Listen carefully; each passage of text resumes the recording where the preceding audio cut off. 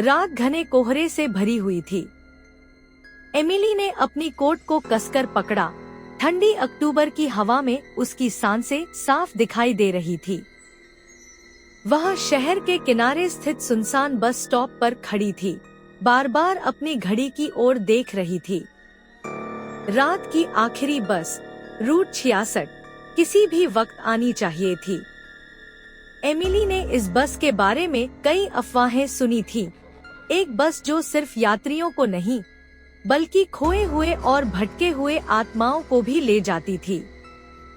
वह एक पत्रकार थी और शक करना उसकी आदत थी, लेकिन फिर भी ये कहानियां उसके अंदर एक अनजानी बेचैनी पैदा कर रही थी। अंततः बस आ गई। उसकी हेडलाइट्स कोहरे को चीरते हुए दो भूतों जैसी चमक रही थी। वाहन के रुकने की आवाज ने एमिली को भीतर तक कंपा दिया। ड्राइवर, एक दुबला-पतला आदमी जिसकी आंखें खोखली और गहरी थी, ने उसे बस में चढ़ते समय कोई अभिवादन नहीं दिया। उसने बस सड़क की ओर ताकते हुए स्टीयरिंग व्हील को कसकर पकड़ा हुआ था। बस का अंदरूनी हिस्सा हल्की रोशनी से भरा हुआ था, जिसकी झपकती बत्तियां डरावनी छायाएं बना रही थी। एमिली ने देखा कि बस में कुछ ही यात्री थे और हर कोई चुपचाप बैठा हुआ था, उनके चेहरे अंधेरे में ढके हुए। उसने बस के बीच में एक सीट चुनी और माहौल की बेचैनी को नजरअंदाज करने की कोशिश की।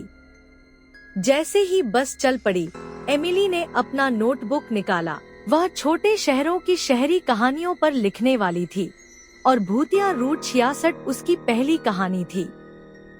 उसने अपने पर्यवेक्षण को नोट करना शुरू किया, बीच बीच में अन्य यात्रियों की ओर देखते हुए। वे न तो बोल रहे थे और न ही ज्यादा हिलडुल रहे थे, मानो वे छाया से बनी मूर्तियां हों। कुछ देर बाद एमिली ने महसूस किया कि बस कहीं रुक नहीं रही थी। उसने न तो स्टॉप बेल की आवाज सुनी थी और न ही किसी को चढ़ते या उतरते देखा था। उसकी बेचैनी और बढ़ गई जब उसने देखा कि उसे सड़कों की कोई पहचान नहीं हो रही थी। शहर बहुत बड़ा नहीं था, लेकिन बस ऐसे रास्तों पर जा रही थी जो उसने कभी नहीं देखे थे। सड़कें जिनके किनारे पुराने पेड़ थे, जिनकी हड्डी जैसी शाखाएं बाहर की ओर फैली हुई थी। हिम्मत जुटाकर वह ड्राइवर के पास पहुंची, लेकिन उसने महसूस किया कि जैसे ही वह चलने लगी, अन्य यात्री धीरे धीरे अपना सिर घुमाकर उसकी ओर देखने लगे। माफ कीजिए, उसने पूछा, लेकिन यह बस कहाँ जा रही है? यह सामान्य रास्ते पर नहीं चल रही।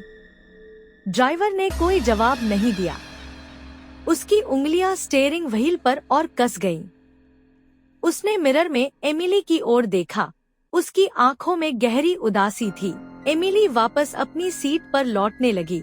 तभी उसने मिरर में कुछ ऐसा देखा जिसने उसकी रूह कंपा दी। मिरर में यात्रियों के चेहरे डरावने और विकृत दिख रहे थे। उनकी आंखें धंसी हुई और उनके होठों पर भयानक मुस्कान थी। डर के मारे वह अपनी सीट पर लौट आई और अपना नोटबुक कसकर पकड़ लिया।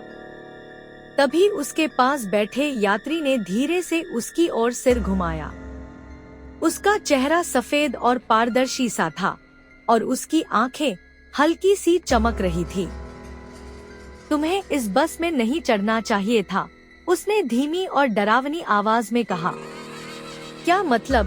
एमिली ने डरते हुए पूछा।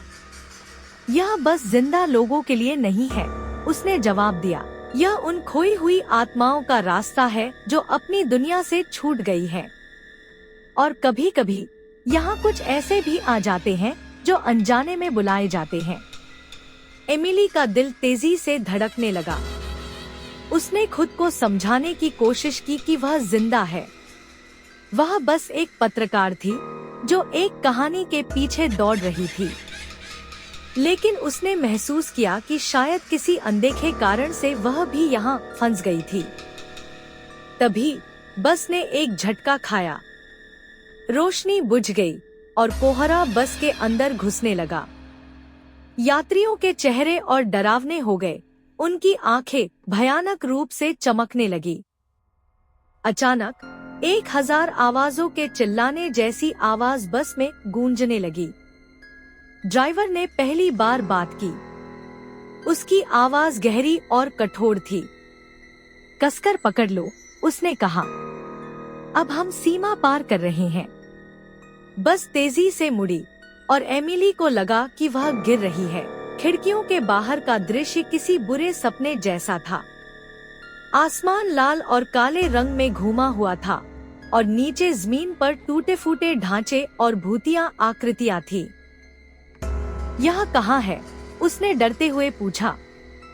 यह बीच का स्थान है, एक यात्री ने कहा। यह उन लोगों के लिए है जो अपनी पुरानी जिंदगी को छोड़ नहीं पाते।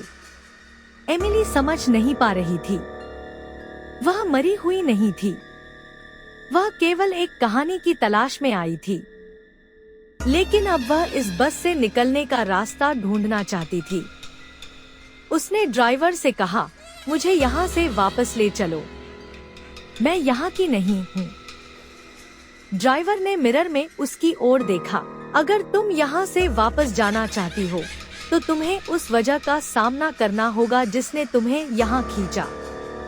बस अचानक रुक गई और ड्राइवर ने दरवाजे की ओर इशारा किया। तुम्हारा स्टॉप आ गया है। एमिली ने देखा कि वह अपने बचपन के घर के सामने खड़ी थी। घर वैसे का वैसा ही था, लेकिन खिड़कियां अंधेरे में डूबी हुई थी। वह घर के अंदर गई, जहां उसने अपने माता पिता को देखा। वे चुपचाप बैठे थे। उनके चेहरे पर ममता भरी मुस्कान थी। वह उनके सामने रो पड़ी और कहा, मुझे माफ कर दीजिए। यह दृश्य धुंधला हो गया और एमिली फिर से बस में थी। यात्रियों के चेहरे सामान्य हो गए थे। ड्राइवर ने मिरर में उसे देखकर हल्का सा सिर हिलाया। बस धीरे धीरे उसके स्टॉप पर आकर रुक गई। जब वह बस से उतरी और पीछे मुड़कर देखा तो बस गायब हो चुकी थी। वहां केवल शांत सड़क थी। उस रात ने एमिली की जिंदगी बदल दी। उसने तय किया कि वह अपने भूतकाल से खुद को मुक्त करेगी और उन चीजों को महत्व देगी जो सच में मायने रखती थी। रूट 66 की भूतिया बस सच में डरावनी थी, लेकिन वह उसकी बचाव का भी कारण बन गई। देखने के लिए धन्यवाद।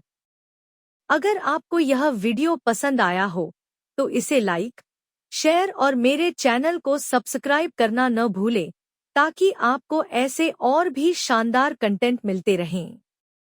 नई वीडियो की नोटिफिकेशन पाने के लिए बेल आइकन दबाएं। अगले वीडियो में मिलते हैं।